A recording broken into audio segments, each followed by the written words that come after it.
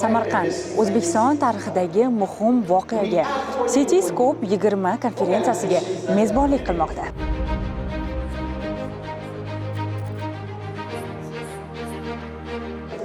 Bu tadbir yovvoyi hayvonlar va o'simliklar bilan xalqaro savdoni tartibga solish bo'yicha hamkorlikni mustahkamlashga xizmat qiladi. O'zbekiston 1997-yildan beri CITES a'zosi bo'lib, qor qoploni, sayg'oq va dorivor o'simliklar kabi noyob turlarning vatani hisoblanadi. Konferensiyada monitoring, noqonuniy savdoga qarshi kurash, barqaror boshqaruv va innovatsion moliyalashtirish mexanizmlari muhokama qilinadi. Aziz Abduhakimov ta'kidlaganidek, yovvoyi hayvonlar bilan noqonuniy savdo dunyodagi eng yirik jinoyatlardan biri. Uni jilovlash uchun ekologik ta'lim, xususiy sektor investitsiyalari va tabiatni muhofaza qilishga qaratilgan yangi moliyaviy yechimlar zarur. Samarqandda o'tayotgan Cityscope 20 mintaqa uchun tabiatni asrash yo'lida yangi strategiyalar va amaliy choralarni shakllantiruvchi muhim maydonga aylanmoqda.